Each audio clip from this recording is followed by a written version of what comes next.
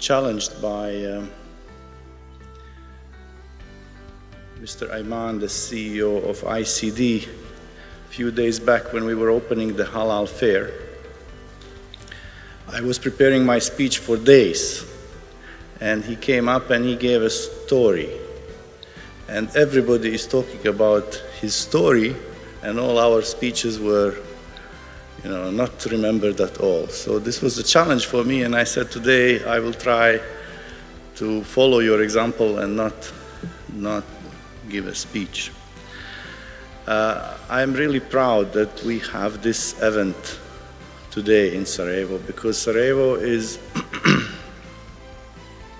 not Sarajevo just for the city, although the city is also important, and we are proud that our mayor is with us today, and he has been supportive of all these initiatives that would give enhancement to Bosnia and Sarajevo. But we should look at this part of the world as this region.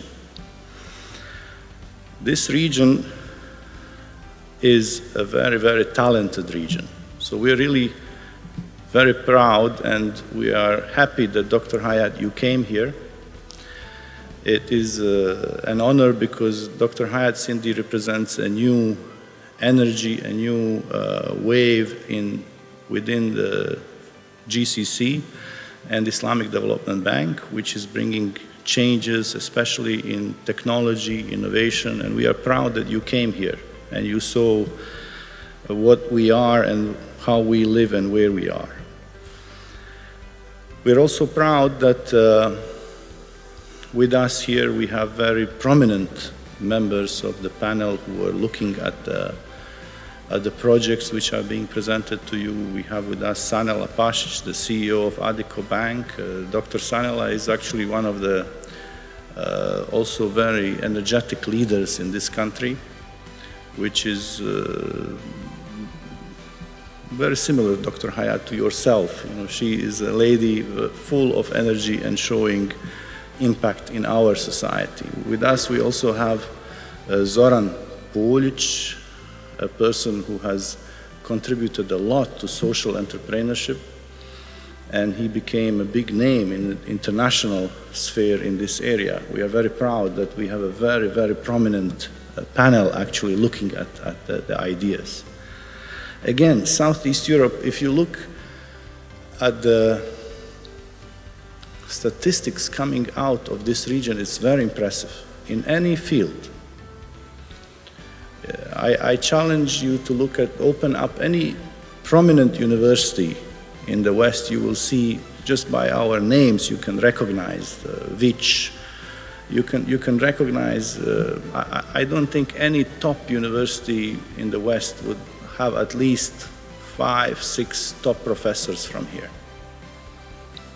If you look at sports, this is really amazing. This area here has produced top sports in every field: football, basketball, volleyball, tennis, skiing. All the top performers are coming from this area. This area is not that densely populated area. I mean, we are talking about former Yugoslavia, about 20 million people, but there is no sport in which we are not at the very top, either first or second in any sport. Also, in terms of leadership, we have leaders throughout the world, from Australia, United States, Europe. Leaders are coming from this area. We were in last forum, we were very surprised that a young lady from one of the cities in eastern Bosnia went out from this region as a refugee. Within just 20 years, she becomes a Minister of Education of Sweden. And so many other examples in Norway, in UK, in Denmark. Our people are just grooming. So it's a good idea that this kind of initiative is actually being done in this part of the world, and we have to continue, because we have a lot of people, a lot of talent. We have a lot of new Nikola Teslas living here, waiting to be discovered. But In the video which was just shown now, somebody said, is great idea sufficient?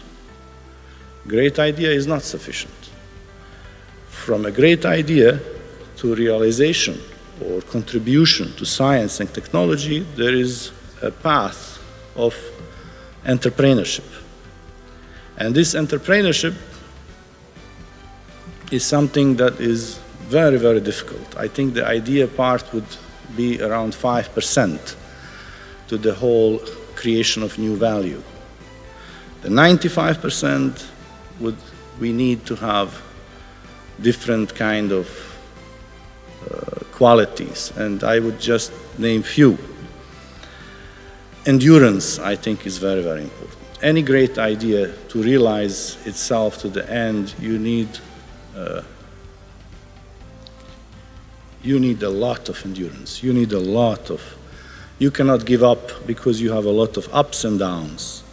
So you will have, today we had 91 great ideas presented, which was selected by our panel to 15 top projects. But these 15 top projects, today will be selected top 3. And this top 3, to be realized, you need endurance. It will not end today. Today is just a beginning. It's just opening the door. Second, you would need courage. You need a lot of courage. Aristotle said that courage is the virtue of all other virtues, and really courage is actually that, I would say in that scale, courage would be 80% of the value. Because we have a lot of great thoughts, great ideas, but we get afraid to risk, to take a risk. And actually this taking risk, that's another good story.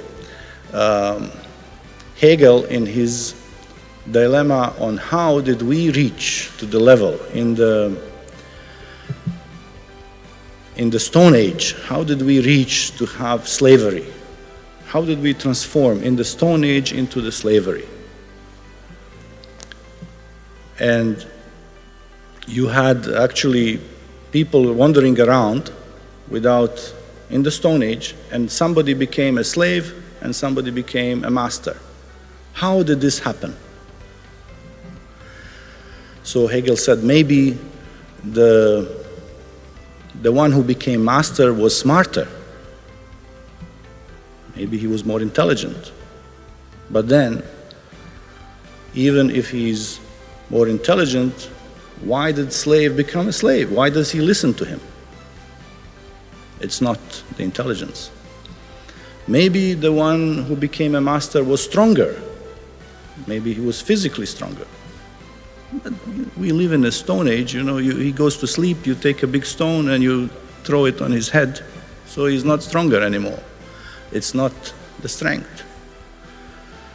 And Hegel concluded on the end, he said, the one who was ready to lose his life at any point of time, but not to be a slave, became a master, which is the one who was taking risk. So risk-taking, courage is an absolute requirement, and I would give the weight of 80% to the value for our future innovators and entrepreneurs. And then, again, you have to continuously go and educate yourself and read and go into science and innovation. It is a process. That means whatever idea you come, if you do not allocate efficiently for R&D, very soon your time will be overtaken by new ideas and new entrepreneurs. So it is a continuous process. It is a continuous process if you want to stay at the edge.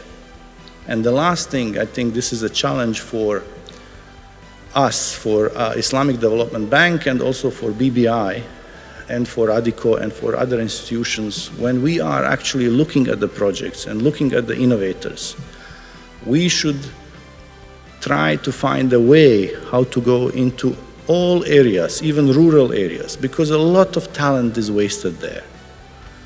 It is not only around cities that ideas and projects come. And then I would go back to Ibn Khaldun, who was dividing two cultures. He was talking about the culture of the Imran Badawi, the rural culture, and the Imran Hadare, the civilizational or the city culture. He said the new ideas, the new innovation, the new progress always comes from the rural Imran Badawi. They are the ones in this cycle of 120 years that he talked about. They are the ones who make progress.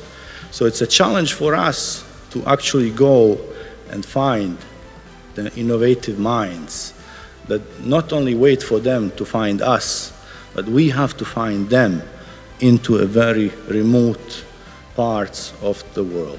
And that's why I'm really happy, again, that Islamic Development Bank came to Sarajevo and that we are now in your radar. As we, I mean Southeast Europe. Dr. Hayat, thank you very much. Mr. Ayman, thank you very much for being with us here today.